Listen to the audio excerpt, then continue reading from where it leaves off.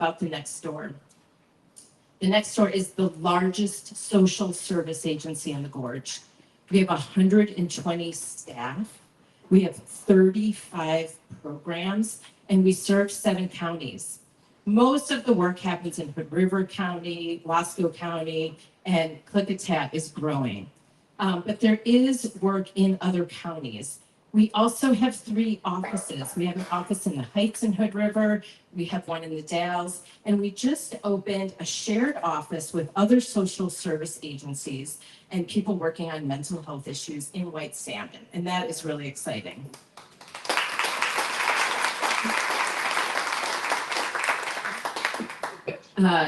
So the next door started in 1971, so it's over 50 years old. And so it has grown because the needs have grown. And we have a very special speaker today who's been around through the next door and has seen it grow and change.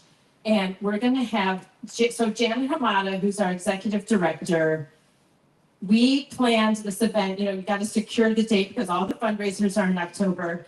And so we secured the date. And Janet is now an empty nester. Her youngest daughter just went to college, and her 2 daughters are going to college together. And I don't know, 2 weeks after we secured the date, she was like, it's parents' weekend. She had to be there.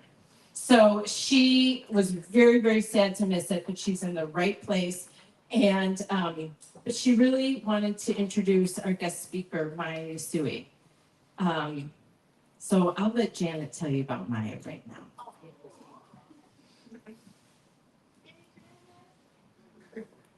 She's here in spirit with us.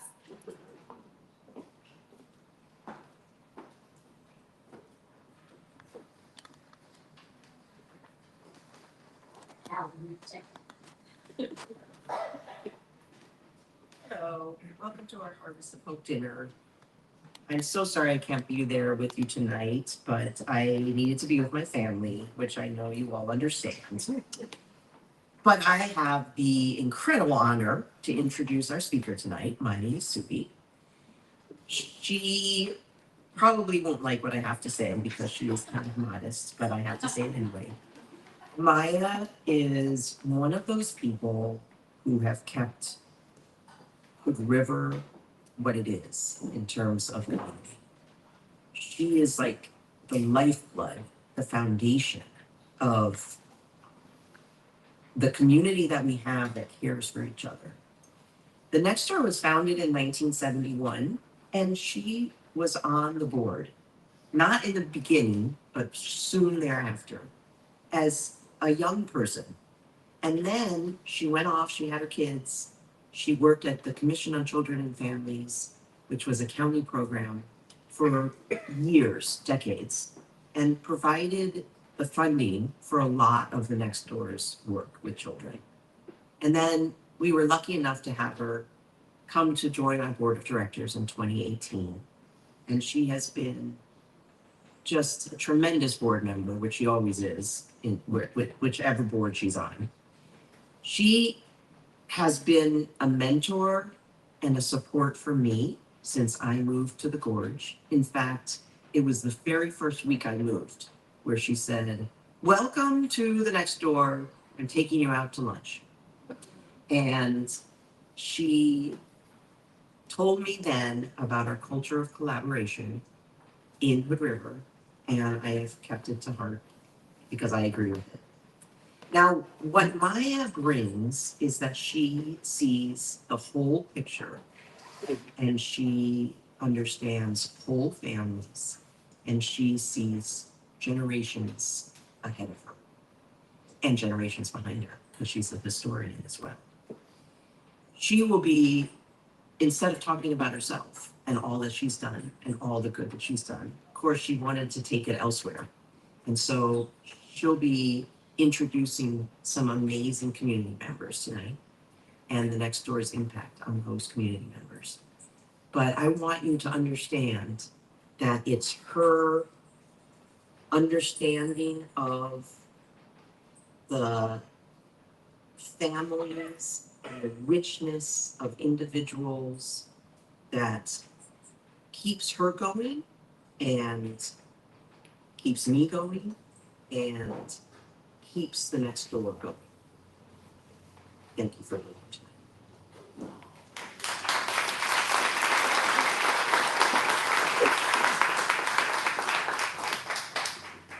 All right, Mary. Are these the only We need stairs? to adjust this anyway, need some technical support. Let's see. Okay, honey, There's stairs right Yeah, right. we'll go. We're going up. Thank- We're going up. Yeah. Just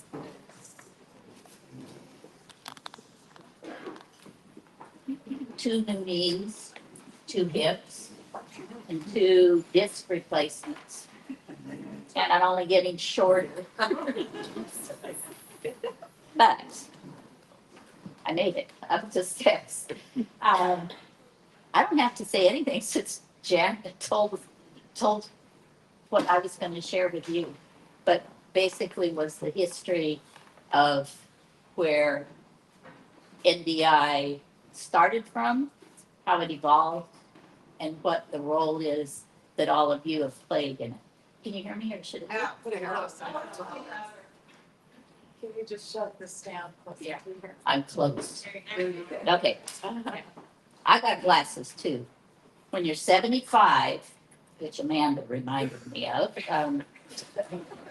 when Janet and Amanda first asked me to speak at the Harvest of Hope, I didn't hesitate for a moment. I felt I was pretty qualified, given that I've been a farmer all my life. And all farmers, for those of you who may be farmers with me, share in the harvest of hope. And it's always hope for a harvest that's clean, that's marketable, and that finds a home in someone else's home, provides them nutrition, healthy food, and fills the stomachs of those who may be hungry. You always have hope that you have enough cash left over and that you can pay your farm families equitably,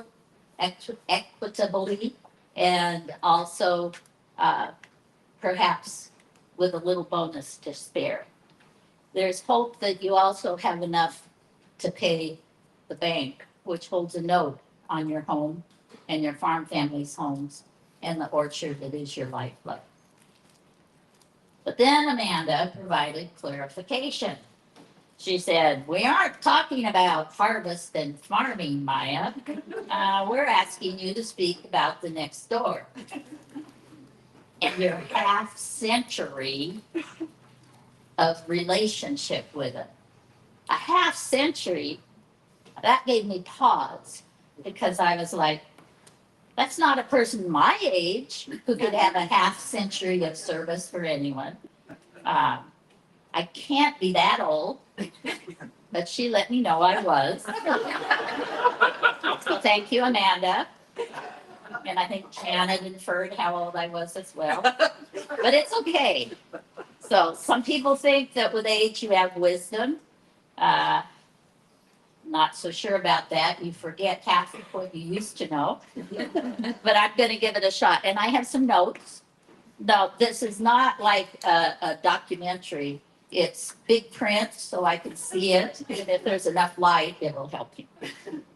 So for 55 years, I have been deeply connected with the next door. First as a social worker, serving on an advisory board for the newly created Clare House. I joined in 1972. It started as a means to an end, like many things do in our lives. I had to have 6 credit hours in community work to graduate from Portland State in sociology and criminology. So it looked like an opportunity. I was here in Hood River, and Clare House was just being opened. It was in response to a community need. And that need was for runaway teens to have shelter and for children, infants, toddlers who are being removed from their homes where abuse may have been happening.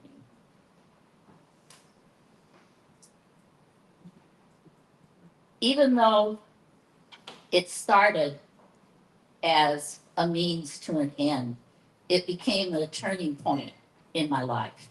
It really did. I learned the joy of helping others, and it's truly a joy. I learned the rush of feeling a little toddler's arms around my neck. And they curl up in a puddle on your shoulder and they cry themselves to sleep. That was night duty at the Clare House. I also learned the joy of hearing a teenager say that they'd slept the whole night without having night terrors from coming from an abusive home. Serving others became a driving force in my life. And remarkably, it's one of the cheapest, most effective mood elevators on the market.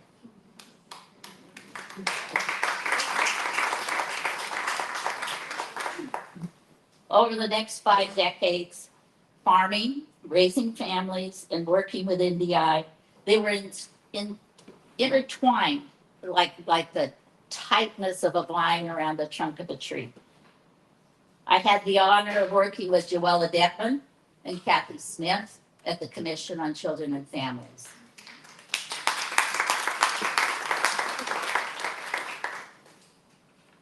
It was an honor to work with them, and it was truly a dream job.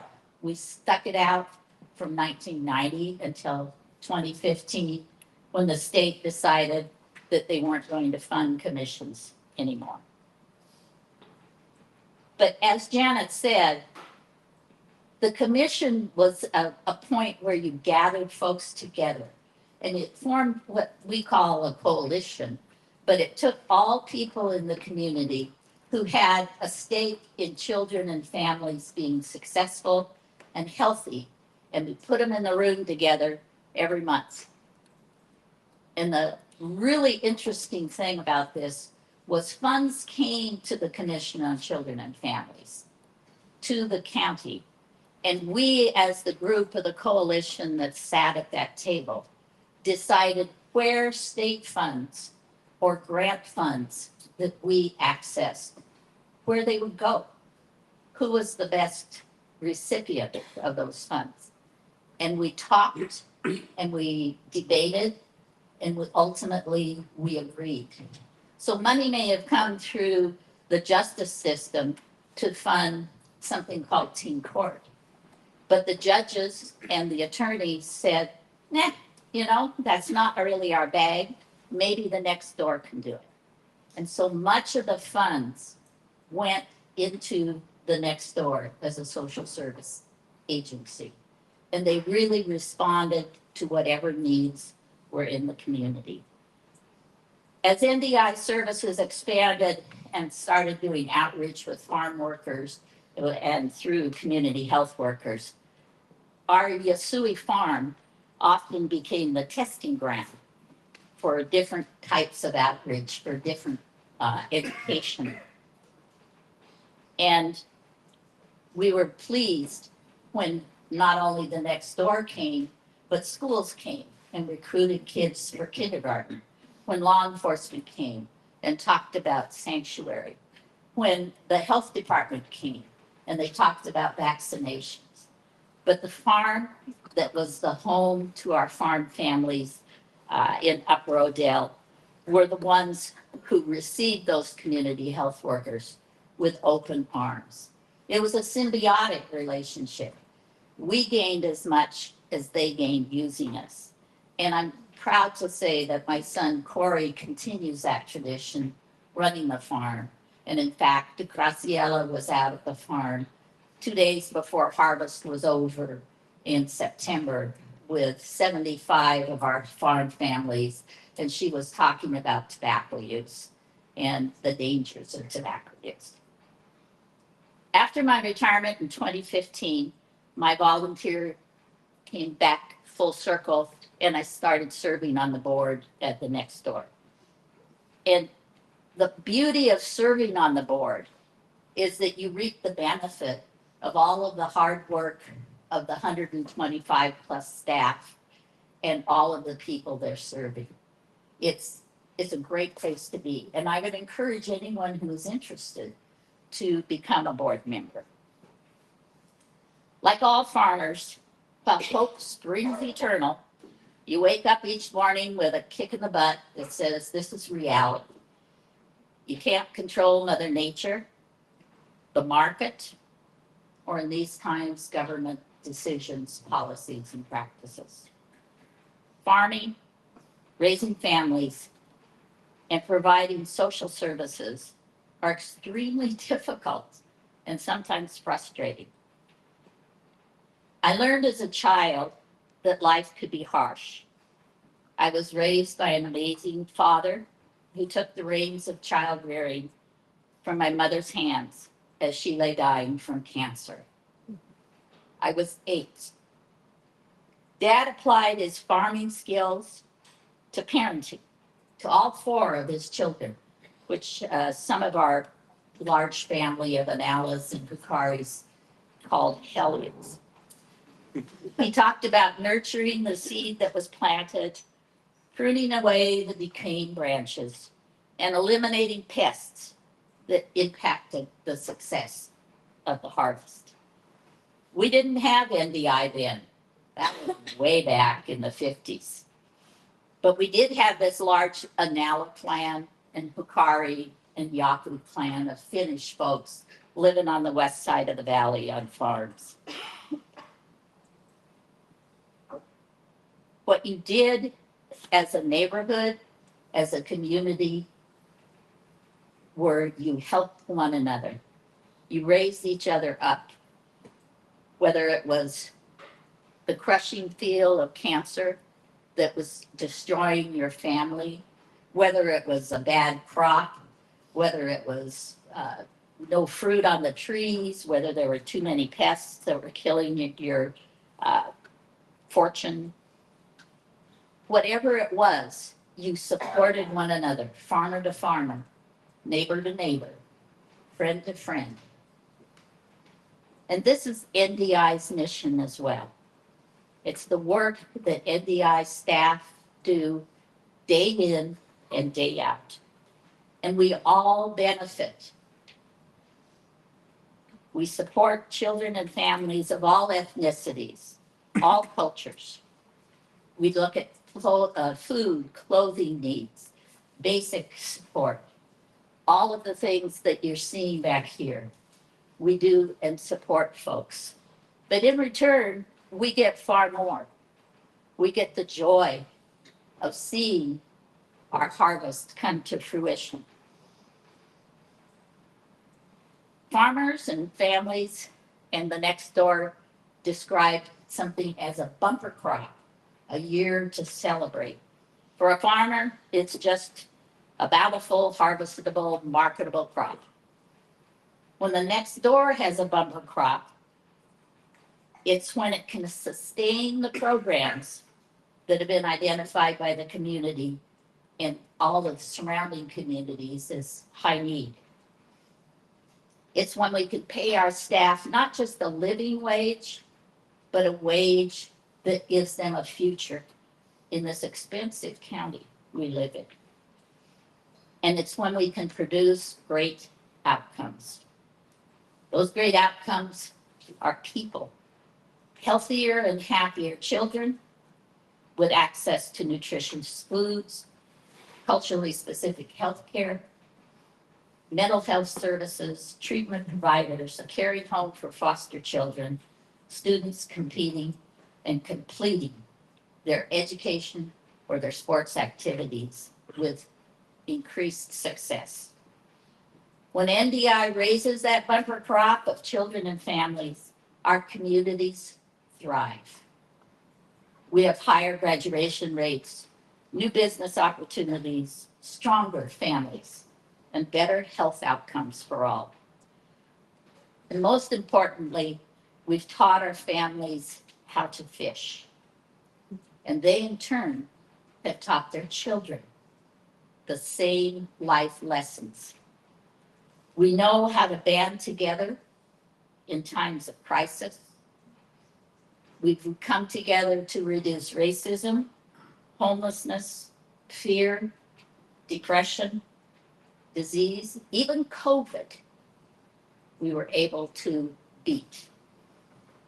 The magic sauce is when the next generation, the children of the children, come back to the gorge as counselors, as teachers, mechanics, politicians, businessmen and women, childcare providers, lawyers, nurses, auto detailers, concrete workers, instructional assistants, and yes, even farm workers. I've shared pictures of just a few that I've worked with, and I'm sure you know many more. And we celebrate you, the donors, the volunteers, who give their time, their treasures, and their talents to NDI and our communities. You help us keep harvesting a bumper crop of children and families, and you keep that magic sauce flowing.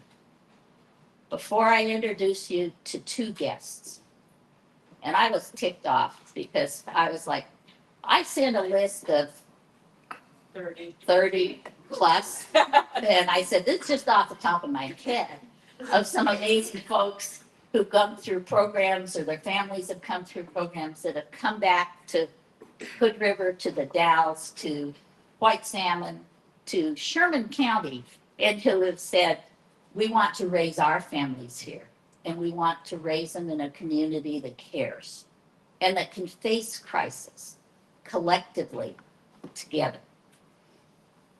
I've been fortunate to have some special folks sitting at the table with me, all who have come through coalitions, different work. But this is the popular education participatory part. So get ready. If you are a past or present staff of the next door or a board member, I want you to please stand. I'm standing.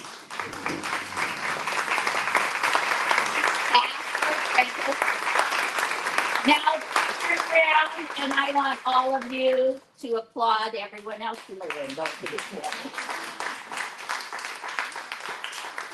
to stay standing. If you're part or present staff of any of the churches, agencies, and nonprofits who have partnered with NDI and helped raise this bumper crop, stand and applaud together. If you're a part of any partner organizations, schools, hospitals, nonprofits, law enforcement.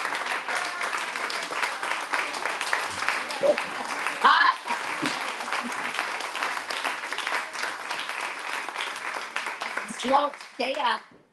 It's harder to get up and down than it's just stay up.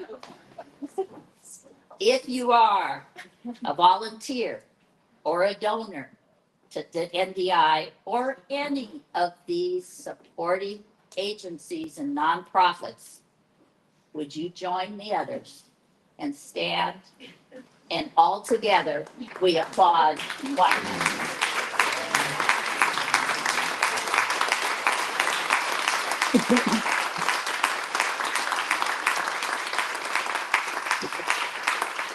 And those of you who are seated, get out your checkbook.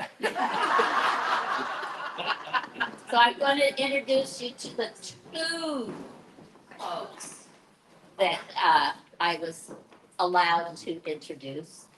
So Luz Oropesa, if you will come up and join me. Luz's parents. I'll share. Luz is a little bashful, but Luz's parents, Santos and Maria Alicia Oropesa, were in some of NDI's first parenting classes that Claudia Montano and I taught many years ago. Luz was, I think, 5 at the time. She doesn't remember. They participated in multiple NDI programs. They attended school strategic planning. They went everywhere they could to support raising their families in some pretty hard conditions. And of the 4 children they raised, they have all come back to the gorge to serve their parents, to serve others in need in the gorge. A lot of them are physical therapists or sports doctors. I don't know this thing about sports, but you'll learn more from Alvaro. Luz testified at Oregon's legislative body on the benefits of parenting programs. I think you were probably 20 at the time, a few years ago. She served as chair of the Odell Coalition, took multiple groups to Washington, D.C. that you were watching go through. And how many of you saw other folks in those pictures with Luz? Lenny Maietti, Yessi Castro, many, Julia Ramirez Garcia. They've all come back to help serve the community. Luz received a degree in prevention, licensure as a prevention specialist, and most recently, she added teaching degrees to her community health worker certification, and she's putting it to great use at Mid Valley Elementary as a teacher.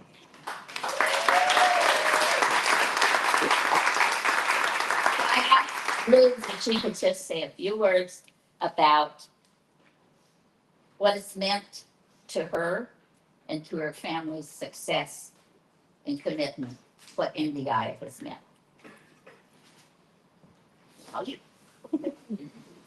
Thank you everyone for being here. Appreciate it. And it's an honor also to be here as one of Maya's guests. I would like to start off by expressing my gratitude towards not only NDI, but also towards the Yusui family. We have been connected in so many ways throughout the past few decades, and I can say decades because ever since I was here as a baby toddler, she and her family have been part of my family. My parents have worked for them, and we are like family. It's amazing to be able to be part of that, and we have been more than blessed to be able to have the connections that we have developed throughout the years, not only in through my parents working for them, but also through work. I had the privilege of working with Maya, as she said, through the prevention department, and that was about 10 years ago. And I look at some of the pictures, and I think, geez, I look really young. Can't believe it was 10 years ago. And yeah, it's crazy to see that, and it feels like it wasn't even that long ago, but it was.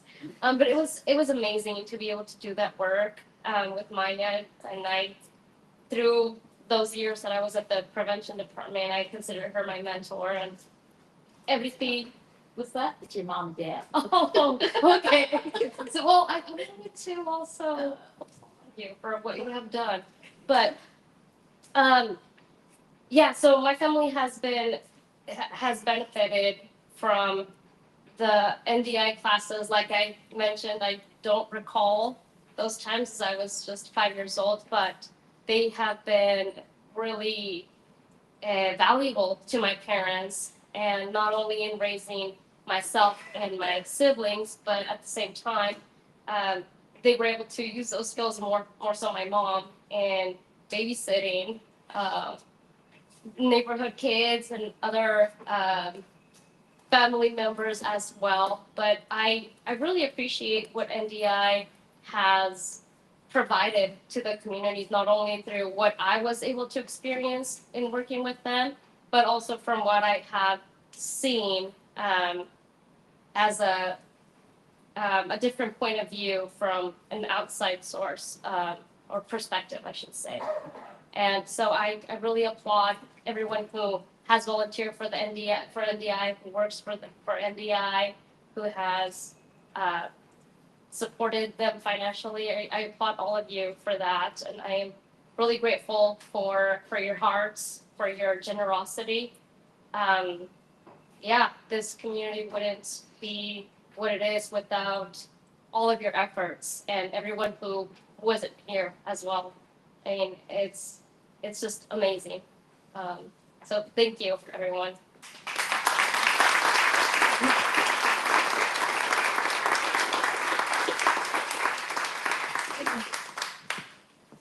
So it's good to know we can lay back and take a break and let the next few generations take care of us all. The second person I've been asked to, I was limited to, was Alvaro Lara. And Alvaro started in soccer with some amazing other community folks, Pat Rawson and Becky Rawson, you may know, who have served this community well. They led soccer groups. They started a program in Odell, a drop-in center. And Alvaro grew up with soccer and has continued being a coach and giving back with soccer. I learned first about the importance of soccer within the Latino community from Eli Bayo, who was a staff member here at the next door, from his father, Eduardo Bayo. And we had enlisted Eduardo to work with the adult soccer league. And I was scratching my head trying to figure out, why is soccer so important? And I believe Eduardo's line and then Ellie's line was, soccer is life in this community. And I was like, no, we got to keep those kids in school. No, you got to make sure that they graduate. And there's like, soccer is life, Maya. And I think Alvaro's taken up that plea as well. Although technology is really our life. And it's the bane of my life as someone who had to learn how to put information into a computer in the ancient age of dinosaurs. So Alvaro would try to show me how to fix things, but it wasn't always effective. The recipient wasn't all there. Alvaro was in Guy's group at the high school. He went with the coalition, Si Se Puede and Juntos Coalition, as did his wife, Estella. And we went to Washington, D.C. We met with politicians. And so a young man from Parkdale from a fairly large family traveled to Washington, D.C., I think without our documentation. And we went to the White House and couldn't get in. So Alvaro and I sat together in Congressman Greg Walden's car while he took them through the White House. And I will say at that point, there wasn't a division between Republicans or Democrats or independents. It was all about this country we live in. And we had tremendous response from Congressman Walden in terms of supporting the kids. Alvaro went out on the limb in terms of being willing to speak to other representatives and our congressman about the DACA bill and about reducing underage drinking, reducing tobacco use. And I was so impressed with how brave he was to stand up to those who had power and to share from a youth point of view, this is what it feels like. And why aren't you asking us about how we reduce substance abuse in our community? Alvaro was named Oregon's Outstanding Prevention Youth by Judy Cushing, who was the director of Oregon Partnership, a premier organization in the state of Oregon for suicide and drug prevention work. Alvaro, can you come up and share a few words? And he is on his way to the Hood River Valley soccer game in Hillsborough, which started at 7. So, but if he could share what it's like to come back and work at NDI.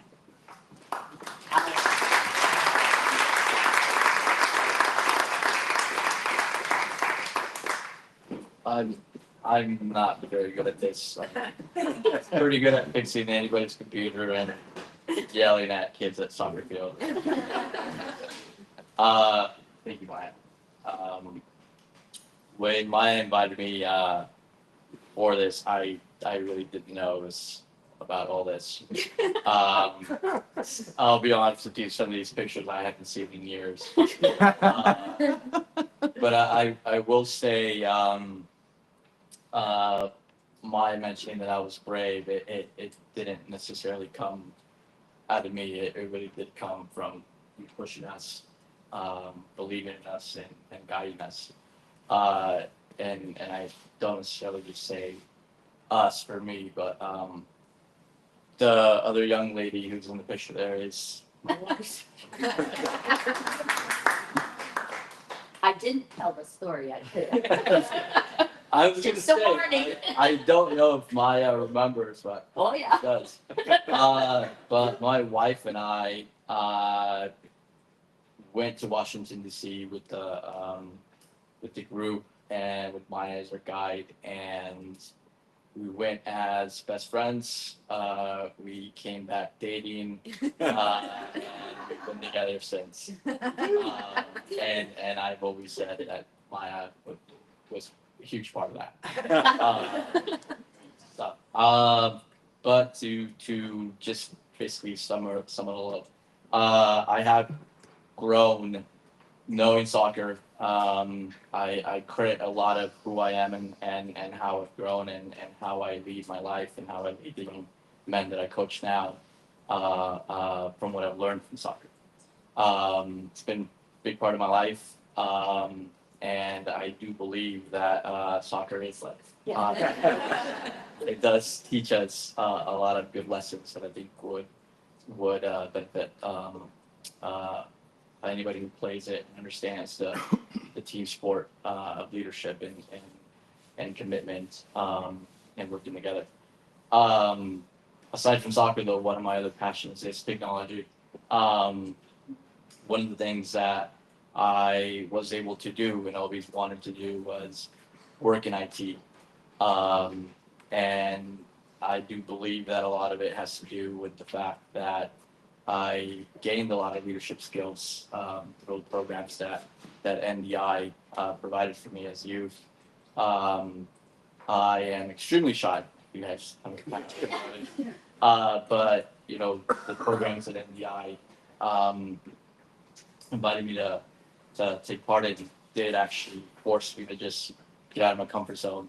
I do say that if it wasn't for that, I probably wouldn't be able to create my own IT consultant group and now have NDI as one of my clients, which I take huge pride in because of what NDI does. Everything that the NDI represents in the gorge and everything, and all the programs that I get to help and make sure that those computers are running, that anybody needs anything, I'm there to help. It gives me a huge sense of pride to be able to be up here and say I'm next door as IT. I'll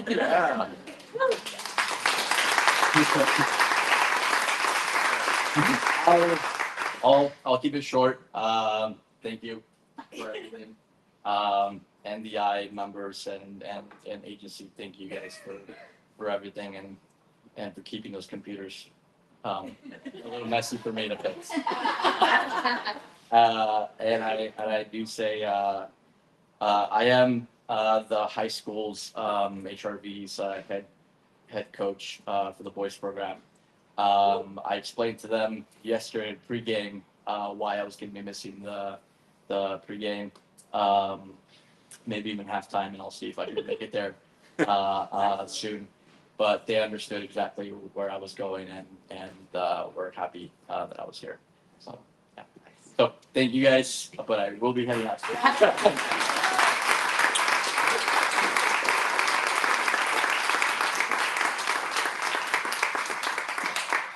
So when you looked around the room, there were a lot of amazing folks here, from Maria Elena Castro to Julia Garcia Ramirez, who've come back, who've become leaders, who've lettings, become a politician. It's just an amazing growth of people. We harvest not just hope, but we harvest the best in the people in the gorge. So when NDI is unable to control the economic environment or the political environment, we turn to one another, to our friends in this room, to our families, to our neighbors. And there was a song. Is our musician still here? Are any of you old enough to remember a song that said, I get by with a little help from my friends? Okay, yeah, as a prevention specialist, I kind of didn't like that I get high with a little help from my friends. But there is a high and a joy in giving and helping and supporting. So tonight, we're asking for your help in keeping that magic sauce flowing and experience the joy of giving of your time, your treasures, and your talent to an organization that has excelled in achieving outcomes. Those are measurable outcomes. They have changed our community and they've kept it in a very positive place where we reach out and help one another. And in these times, we really need that joy of helping one another when we're feeling so pulled apart instead of coming together.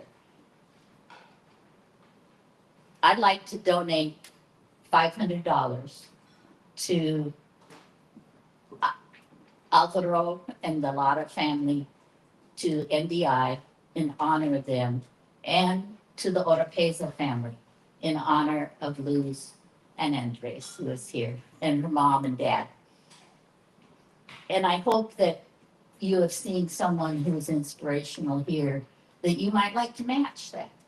Just saying, you're welcome. Surely you saw someone in those pictures you knew.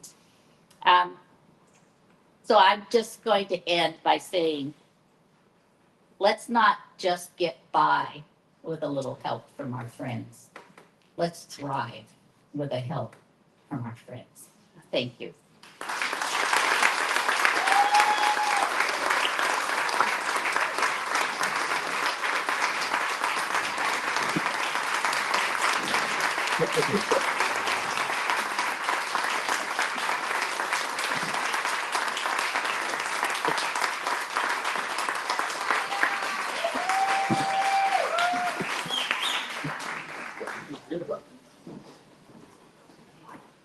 It's hard to follow Maya.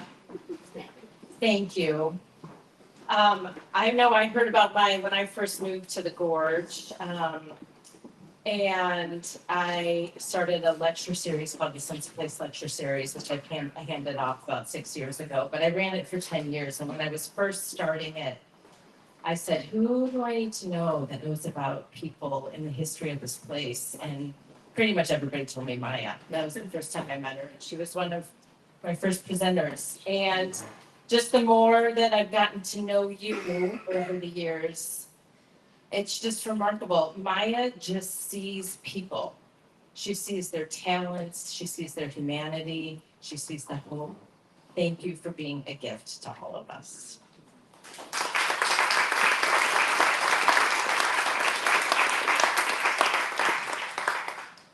So we are wrapping up here, but I think I just want to end kind of on the soccer theme, actually, because I somehow fell into fundraising. I think because when I started Sense of Place, I was like, oh, I have this idea, and how do I raise money to make it happen? And then I just thought, oh, you can do this. You can have an idea. You can see a good program, and you can find people who want to support it. And I love it. And it is a hard thing to do, though. It is a hard thing to ask people all the time to come to an event, to give money, to donate an item. But I've been thinking a lot about this world, because one thing that we see in the development world is also a disconnection.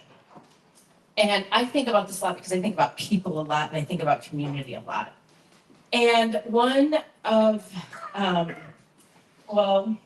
actually, I had this conversation with one of our board members and I said, just don't know. People don't it's hard to get people to volunteer. It's hard to find new people that are coming to the gorge and connect them to what's happening.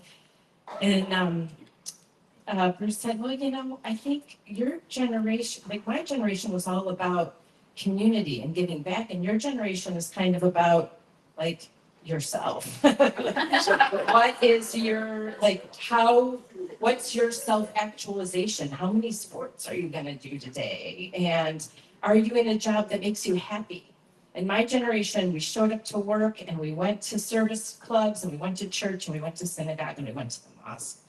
And I've thought about that conversation a lot.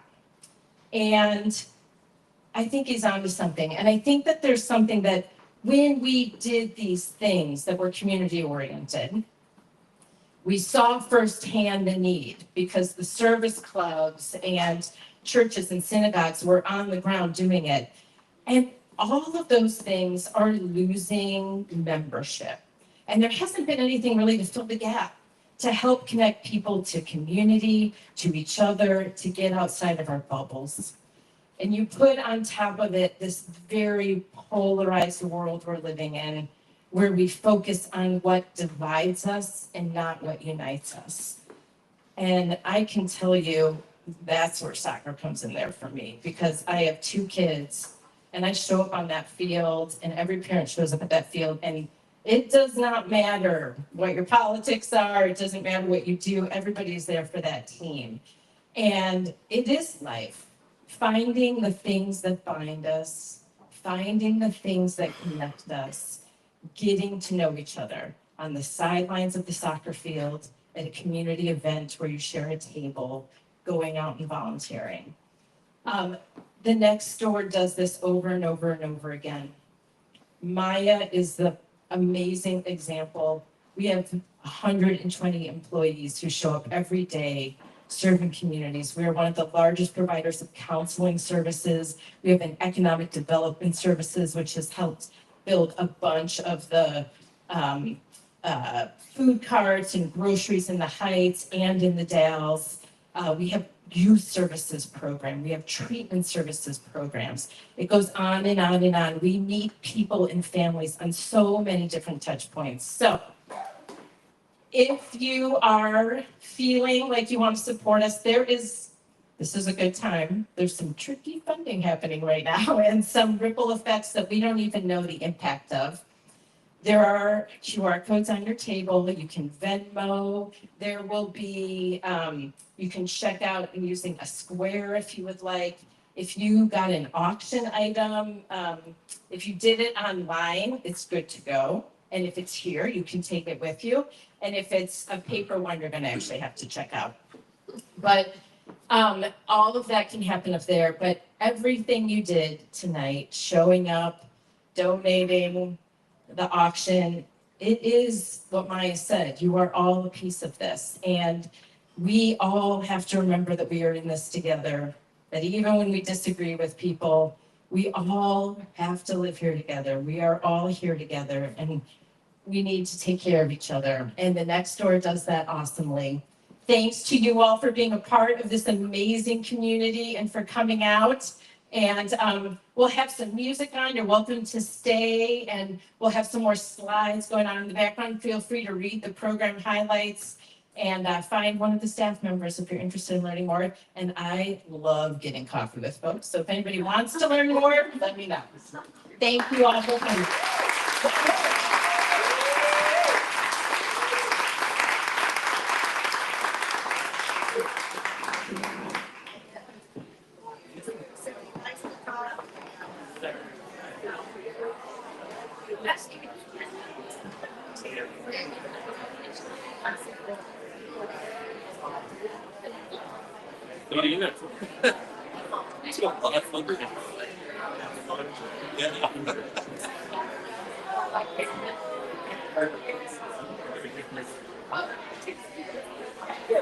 Thanks.